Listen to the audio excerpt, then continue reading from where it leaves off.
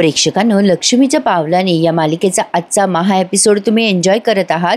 तर सुरुवातीलाच त्यांनी दाखवलंय ते बाळू काका ओरडत असतात ना कलावरती. तेव्हा अद्वैत गणपतीच्या मूर्त्या घेऊन येतो आणि म्हणतो, सांगा लोकांना की ह्या गणपतीच्या मूर्त्या इथे आहेत म्हणून. कला, बाळू काका मूर्त्या बघतात आणि खूप खुश होतात. आणि आता हे बाळू काका म्हणतात, साहेब तुमचे खूप उपकार झाले, आलोच मी. आणि आता ते बाळू काका कोणाला तरी फोन करायला निघून जातात. कला मात्र अद्वैतची दिवाणी झाली आहे प्रेक्षकांनो. आज तिला प्रेम पण झालंय आणि तिचं ब्रेकअप पण झालंय. अद्वैत अगदी डॅशिंग सारखा येतोय आणि म्हणतोय, चला त्या मूर्त्या काढा आणि पटापट जागेवर लावून ठेवा. त्या गुंडांनाच सांगितलंय अद्वैतनी. पण प्रेक्षकांना एवढं सगळं झालंय पण रोहिणी काही आज एक्सपोज झालेली नाहीये.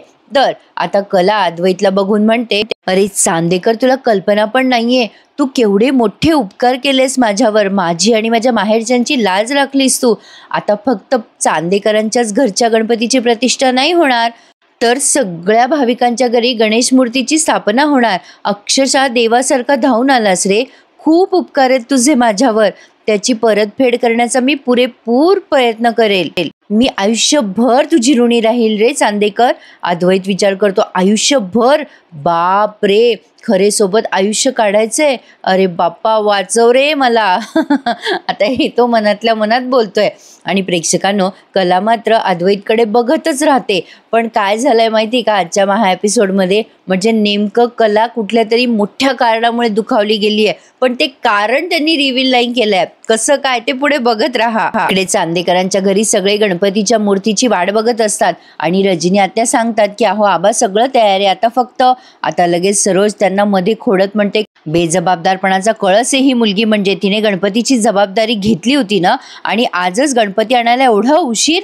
आणि एवढंच नाही, गायब आहे ही पोरगी. अद्वैत सुद्धा गायब झालाय. काही कळेनासच झालंय मला. तर अद्वैत कधीच इतका बेजबाबदारपणे वागला नव्हता. हे सगळं त्या मुलीमुळे होतंय. आता लगेच ही रोहिणी म्हणते, हो न ग सरोज वहिनी, दोघांचाही पत्ता नाहीये सकाळपासून. राहुलने तर फोन पण केला होता अद्वैत कलाला, पण ते फोन उचलतच नाहीये. आता लगेच ही सरोज म्हणते, आबा वर्षानुवर्ष आपल्या घरात सगळं वेळच्या वेळेवर व्हायचं ना, पण आता काय झालं, सगळे नियम धाब्यावर का ठेवले जात आहेत? आता आबा बिचारे का आई बोलत नाही सरोजला, नुसतं ऐकून घेतात सरोजचं. पण सरोजने तर यांच्याशी न बोलायचा प्रण घेतला होता ना. असो, विसरली असावी कदाचित. आता लगेच ही रोहिणी चान्स मारते आणि मी काय म्हणते डॅड, म्हणजे मी सजेस्ट करतेय राहुललाच घेऊन येऊ द्या ना मूर्ती. नाही म्हणजे प्रतिष्ठापना पण तोच करेल, शेवटी तोही चांदेकरच आहे म्हणा. आता ती असं बोलल्यावर सगळेच तिच्याकडे रागाने बघायला लागतात रोहिणीकडे. मग रोहिणी लगेच म्हणते, आय मीन राहुल पण या घरचाच मुलगा आहे ना, प्रतिष्ठापना वेळेत होईल ना, ते जास्ती गरजेचं आहे. मग लगेच राहुल म्हणतो, मी आलोच. आबा म्हणतात, थांबा, काही करू नका, कोणताच निर्णय घेऊ नका, सगळी तयारी झालेली आहे ना. रजनी, झाली आहे का ग सगळी तयारी? आता या रजनीताई म्हणतात, अहो सगळी तयारी झाली आहे आबा, फक्त मोदक तेवढे कलाच्या हाताने व्हावे अशी माझी इच्छा आहे. सरोज वहिनी लगेच तिला खोडतात आणि म्हणतात, रजनी एवढं सगळं झाल्यावरही तिचीच काय बाजू घेतेस ग तू? एवढा काय पुळका तुला तिचा? आता या रजनीताई बिचाऱ्या पटकन खाली मान घालतात. पण आता तेवढ्यात अद्वैत आणि कला दोघेही आलेले आहेत गणपती बाप्पाची मूर्ती घेऊन. आणि आबा खुश होतात आणि म्हणतात, अरे वा, कला अद्वैत आले, घराच्या उंबऱ्याजवळ आले. अद्वैत आणि कला आल्या आल्या म्हणतात, गणपती बाप्पा मोरया, मंगल मूर्ती मोरया. आणि आता आबा म्हणतात, अगं जा जा रजनी, पटकन पाय धू त्यांचे आणि गणपती बाप्पाला भाकर तुकडा ओवाळ. सगळेजण खूप खुश आहेत. रोहिणी लगेच म्हणते, हा कसं काय आला गणपतीच्या मूर्त्या घेऊन? आता राहुल म्हणतो, हे तर शक्य नाहीये, मी चेक करून आलो मॉम. रजनीताईंनी कला आणि अद्वैतच्याच पायावर पाणी टाकलं आणि गणपती बाप्पाला औक्षण करून घरामध्ये त्यांचं आगमन प्रवेश केलेला आहे. सगळेजण खूप छान आहे, वातावरण सणाचं आहे. आणि काही अतृप्त आत्मे सोडले तर म्हणजे रोहिणी, नैना आणि सरोज या तिघींमुळे खरंच वातावरण फार घाण होतं प्रेक्षकांनो घरातले यांच्या. असो, पण आता अद्वैत आणि कला या दोघांनी अतिशय आपुलकीने आणि प्रेमाने गणपती बाप्पाला आणलंय घरामध्ये आणि तिथे टीपॉयवर ठेवलंय. आबा म्हणतात, पोरांनो अरे जा लवकर हातपाय तोंड धुवून आवरून या. अद्वैत लगेच म्हणतो, हो बाबा आम्ही आलोच आवरून. प्रेक्षकांनो, कलाने बनवलेली गणपतीची मूर्ती अतिशय सुबक आणि सुंदर आहे. ज्यांनी कोणी चॅनलला नसेल सबस्क्राईब केले त्यांनी चॅनल नक्की सबस्क्राईब करा. अद्वैत आणि कला यांचा रिव्ह्यू तुम्हाला माझ्या आवाजात ऐकायला आवडत असेल तर नक्कीच चॅनल सबस्क्राईब करा आणि माझ्या चॅनलला सपोर्ट करा. तर आता राहुलने त्याच्या गुंडांना जाब विचारलाय, हे कसं काय झालं? मग ते गुंड म्हणतात, अहो साहेब, त्या माणसाने आमची लई धुलाई केली हो तुमच्या भावानं. अहो आम्हाला लई परेशान केलं त्यानं आणि पुन्हा सांगितलं की त्या मूर्त्या आहेत तिथे नेऊन ठेवा म्हणून. आमचा नाईलाज झाला हो साहेब. राहुल म्हणतो, बेअक्कल कुठले, तुम्हाला ना आता चांगला धडा शिकवतो मी, असं म्हणून त्याने वैतागून फोन ठेवून दिलाय. पण बघा प्रेक्षकांनो, आज सुद्धा कोणीही रिव्हील झालेलं नाहीये. अद्वैत आणि कला असे मॅचिंग ड्रेसेस घालून आलेत. रजनी म्हणते, आबा अद्वैत कला आले, पूजेला सुरुवात करायची का? आबा म्हणतात, वय चला पूजेला सुरुवात करा बरं. अद्वैत आणि कला दोघेही जण गणपती बाप्पाच्या समोर असे हात जोडून उभे आहे आणि आता अद्वैतने बाप्पाची प्रतिष्ठापना केली आहे. प्रतिष्ठापनेला सुरुवात केलेली आहे आणि छान दाखवली आहे. जवळपास त्यांनी सगळीच पूजा दाखवली आहे प्रेक्षकांनो. आबा, घरातले सगळेच मंडळी फार खुश असतात. अद्वैतने अगदी मनोभावे गणपतीची पूजा केली आहे, अगदी जोडीने कलासोबत. कला पण फार खुश असते. आता आरती करत असताना कलाला अद्वैतचं ते रूप आठवतं की ज्या पद्धतीने अद्वैतने गणपतीच्या मूर्त्या आणल्या, ज्या पद्धतीने अद्वैत तिची आतापर्यंत बाजू घेतोय. कला या अद्वैतच्या प्रेमात पडली आहे असं त्यांनी दाखवलंय. म्हणजे ती खूप खुश असते आज अद्वैतवर की अद्वैतने आज जे काही केलं ते खूप छान केलंय आणि तिच्यावरती त्याचे खूप उपकार आहेत. प्रेक्षकांनो, आता इथपर्यंत सगळं छान चाललं होतं. आता पुढे सगळे प्लॅटिंग सुरू होतात यांचे. अद्वैतने सगळ्यांना प्रसाद पण दिलाय आरती झाल्यावर. आरती पण त्यांनी पूर्ण ऐकवली आहे आपल्याला. कलाचे हावभाव बघता प्रथम दर्शनी असंच वाटतंय की कला अद्वैतच्या प्रेमात पडली आहे, कारण ती सारखी अद्वैतकडे अधूनमधून बघत असते आरती करत असताना. अद्वैतने सगळ्यांना प्रसाद वाटलाय आरती झाल्यानंतर. अद्वैत पण खुश आहे, पण सरोजचं नेहमीप्रमाणे मूड गेलेला आहे, कारण अद्वैत कलाची साथ देतो ना प्रत्येक वेळेला. अद्वैत त्याच्या आईला प्रसाद द्यायला येतो तेव्हा त्याची आई तो प्रसाद घेते आणि अगदी राग अद्वैतकडे तोंड वाकडं करून निघून जाते. ती गोष्ट अद्वैतला फार खटकते. आता ही कला, तिने पण प्रसाद घेतलाय आणि आता आबा म्हणतात, ओ सुनबाई, आता मस्त फक्कड मोदक होऊन जाऊ द्या. काय मग नैनाबाई, करणार ना मोदक? आता नैना तोंड देखलं हो आबा असं म्हणते खरी, पण मनातल्या मनात खूप कुटील विचार करत म्हणते, काय गरज आहे यार या आबांना, उगाचच गोष्टी काहीतरी म्हणत असतात आणि टाइमपास करत असतात. मला नेहमी कामं सांगायचं यांचा संबंध काय आहे? मोठेत म्हणून काही पण करणार का हे? आता लगेच ही कला म्हणते, हो आजोबा, मी लगेच मोदकाच्या कामाला लागते आणि आता कला मात्र पटकन मोदक करायला घेते, पण ती मोदक करताना दाखवली नाहीये आज. असो, आबा खूप खुश आहेत की फायनली कलाच्या हातचा गणपती बाप्पा चांदेकरांच्या घरी प्रतिष्ठापित झालाय. तर आता कलाबाई आपल्याला बेडरूम मध्ये दाखवल्यात त्यांनी. कलाने अद्वैतचा एक कुर्ता काढलाय आणि ती आता मनातल्या मनात खूप खुश होत असते. तिच्या मनात लाडू फुटतायत. ती सारखी अद्वैतचा विचार करते. म्हणजे आतापर्यंत अद्वैतने तिच्यासाठी जे जे केलं तो सगळा फ्लॅशबॅक त्यांनी इथे दाखवलाय की अद्वैतने कशा प्रकारे मंगळागौरीच्या दिवशी तिची साथ दिली आणि कसं तिच्या आईला आणलं राखी पौर्णिमेला. एव्हरीथिंग सगळं काही आठवून कला गालातल्या गालात गोड हसत असते आणि मग या अद्वैतच्या कुर्त्याला बघून म्हणते, द ग्रेट अद्वैत चांदेकर. कडक इस्त्री केलेल्या कुर्त्यासारखा एकदम कडक, नाकाचं शेंडं कायम वर. पण मला माहितीये तू खूप चांगला माणूस आहे. तुला एक सिक्रेट सांगू का? मला पहिल्यापासूनच माहित होतं की तू खूप चांगला माणूस आहेस, पण तू आपल्या माणसासाठी वाटेल ते करतोस आणि माझी गोष्ट येते ना तेव्हा मात्र तू नेहमी वाकड्यात शिरायचास. पण आता तसं नाहीये. स्वतःच्या माणसांसाठी चांगलं करणाऱ्या द ग्रेट अद्वैत चांदेकरने जीव धोक्यात घालून माझ्यासाठी काही केलंय. माझा तर या गोष्टीवर विश्वासच बसत नाहीये. म्हणजे खरंच तू बदललायस का रे चांदेकर? म्हणजे बदललायस तू, यावर माझा विश्वास पण बसलाय बघ. आणि आता त्या कुर्त्याला बघून ती गोड हसत असते. तो कुर्ता तिने अद्वैतसाठी खूप प्रेमाने तिथे काढून ठेवलाय. आता इकडे मात्र सरोजबाई उखडून बसल्यात आणि आता हा अद्वैत गेलाय त्या सरोजला मनवायला. तो म्हणतो, आई अगं तू बोल ना माझ्याशी, काय झालंय? आल्यापासून तू माझ्याशी बोलत नाहीयेस, माझ्याकडे बघत नाहीयेस. अद्वैत सरोजला खूप रिक्वेस्ट करतो. आता तिच्या जवळ बसतो आणि म्हणतो, आई गं, तुला माहिती आहे ना तू माझ्याशी बोललं नाहीस की मला डिस्टर्ब होतं, असं का करतेस तू? आता चिडते सरोज आणि म्हणते, तुला बोलत नाहीये मी हे जाणवलं ना, पण तू माझ्याकडे अगदी सोयीस्कररित्या दुर्लक्ष करतोयस, असं नाही वाटत आहे का तुला अद्वैत? अद्वैत म्हणतो, अगं आई असं काय बोलतेस, काहीतरी गैरसमज झालाय ग तुझा. सरोज आता उठून उभी राहते आणि म्हणते, माझा गैरसमज झालाय ना. अद्वैत, मग तो कसा दूर करायचा ना ते तू ठरव आणि कसं वागायचं ना ते तूच सांग मला. अद्वैत म्हणत असतो, अगं आई असं काय बोलतेस, काय म्हणायचंय तुला, ऐकून तरी घे माझं. सरोज म्हणते, अद्वैत बस कर आता. जोपर्यंत तू तुझं वागणं सुधरत नाही ना तोपर्यंत मी तुझ्याशी एकही शब्द बोलणार नाहीये. आता अद्वैत म्हणतो, अगं आई माझी बाजू तरी ऐकून घे. आता सरोज म्हणते, नाही माझं लक्षात आलेलं आहे सगळं, माझं बोलणं तू ऐकून घेणारच नाहीयेस तू. नाही तू जा आता इथून, मला तुझ्याशी बोलायची इच्छाच नाहीये. अद्वैत म्हणतो, अगं आई ऐक तरी माझं. सरोज म्हणते, तुला सांगितलं ना अद्वैत, तू इथून निघून जा म्हणून.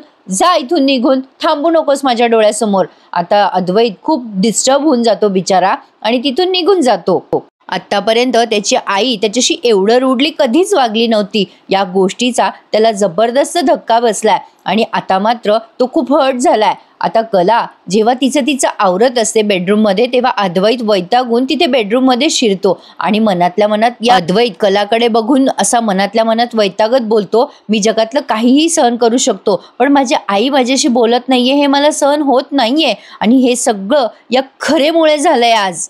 आता राग व्यक्त करण्यासाठी त्या कुडत्याला बघतो आणि म्हणतो, हे काय आहे, कोणी काढलं माझ्यासाठी हे. कला म्हणते, मीच काढलंय. अरे तू दिवसभर या कुडत्यामध्ये आहेस तर मला असं वाटलं तू घरातले कपडे घातलेस तर तुला जरा बरं वाटेल. अद्वैत म्हणतो, कशाला काढलंस तू, मी सांगितलं होतं का तुला हे काढायला. कला म्हणते, तू चिडू नकोस रे चांदेकर, नाही म्हणजे तुझ्या गोष्टींना हात लावलेला तुला आवडत नाही पण ठीक आहे, मी हे ठेवून देते आणि परत नाही करणार मी असं. ठीक आहे, मी खाली जाते आणि तुझं झालं की ये खाली. आणि आजोबांनी सगळ्यांना खाली बोलवलंय ना, मी येते हं. आता असं बोलून ती तो कुर्ता ठेवून देते कपाटामध्ये आणि निघून जाते. अद्वैतला आता पेचच पडलाय कारण कला त्याच्याशी गरजेपेक्षा जास्ती चांगली वागते ना म्हणून. आता अद्वैत कला बेडरूममधून गेल्यानंतर मोठ्याने ओरडतच असतो स्वतःशीच आणि म्हणतो, अरे ही खरे गरजेपेक्षा जास्ती चांगलं का वागते माझ्याशी, त्यापेक्षा भांड बाई माझ्याशी, म्हणजे मला पण माझ्या मनातला राग व्यक्त करता येईल. छे, कुठे अडकून बसलोय मी. आबांच्या तब्येतीमुळे मला या खरेशी नको इतकं चांगलं वागावं लागतंय. हे नाटक कधीपर्यंत चालणार आहे देवासच ठाऊक. आणि आता अद्वैत वैतागलेला आहे या नाटकाला असं त्यांनी दाखवलंय. पण प्रेक्षकांनो आता या सगळ्याचा वेगळाच आणि उलट परिणाम होणार आहे. तर आता आपण बघतोय हे सगळेजण हॉलमध्ये जमलेले असतात आणि आजोबा सांगतात, चला गणपती बाप्पाची पूजा झाली, प्रतिष्ठापना झाली, सगळं काही छान झालं. आता आपल्या चांदेकरांच्या प्रथेप्रमाणे पुढची प्रथा करायला आपण सुरुवात करूया.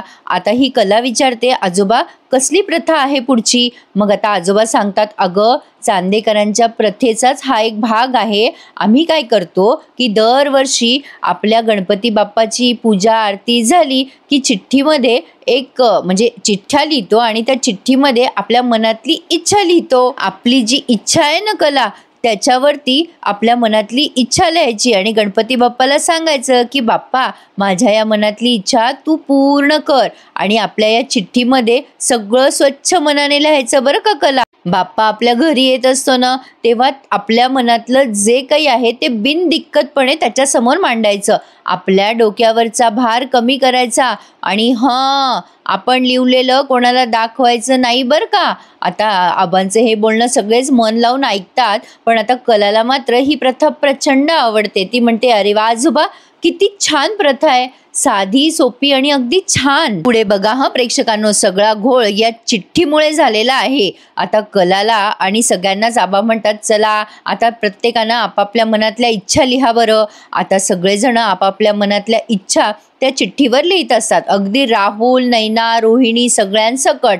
अद्वैतला आलेलं असतं टेन्शन आणि ते टेन्शन नेमकं त्याने सगळं त्या चिठ्ठीत व्यक्त केलेलं आहे. अद्वैत त्या चिठ्ठीमध्ये लिहितो, गणपती बाप्पा मला खरेशी खोटं खोटं चांगलं वागायचं नाटक आता महागात पडायला लागलंय. काय करू बाप्पा मी, एकीकडे आबांची तब्येत नीट राहायला हवी आहे म्हणून मी करतोय आणि दुसरीकडे सगळ्यामुळे माझी आई दुखावली जातीये. बाप्पा तूच सांग मी आता काय करू. या खरेशी चांगलं वागायचा ताण आलाय आता मला. तूच मदत कर मला बाप्पा आणि यातनं काही मार्ग दाखव, असं अद्वैतने त्याच्या मनातली इच्छा त्या चिठ्ठीत लिहिली आहे. आणि आता कलाची टर्न आहे. आता कला मात्र खूप छान लिहिते. मग प्रेक्षकांना कलाने लिहिलेल्या इच्छेनुसार ती किती निस्वार्थी आणि गोड आहे ना, हे आपल्याला कळतं. कलाने त्या चिठ्ठीमध्ये लिहिलंय, गणपती बाप्पा, चांदेकरच्या मनात जे काही इच्छा आहेत ना त्या सगळ्या पूर्ण कर, बाकी मला काही नको. आणि लिहिते की गणपती बाप्पा मोरया, मंगलमूर्ती मोरया, असं म्हणून प्रत्येकाने आपापल्या चिठ्ठ्या तिथे लिहिल्या आहेत. आणि आता प्रत्येकाची टर्न झाली आहे आणि सगळ्यांनी आपापल्या इच्छा त्या चिठ्ठीवर व्यक्त करत त्या गणपती बाप्पाच्या पुढे एक मोठा वाटीचा बाऊल आहे, म्हणजे एक वाटी आहे, त्यापुढे त्या सगळ्या चिठ्ठ्या टाकल्यात. आजोबा सांगतात या सगळ्यांना, चला आता सगळ्यांनी एक एक करून त्या चिठ्ठ्या गणपती बाप्पाच्या पुढे टाका बरं. आता आबांनी सगळ्यांनीच टाकल्यात आणि शेवटची टर्न येते ती कला आणि अद्वैतची. दोघेही जण एकमेकांच्या सोबतच ती चिठ्ठी त्यात टाकतात आणि एकमेकांकडे असे बघायला लागतात. आणि आता इथे लक्ष्मीच्या पावलांनी या मालिकेचं म्युझिक त्यांनी वाजवलंय.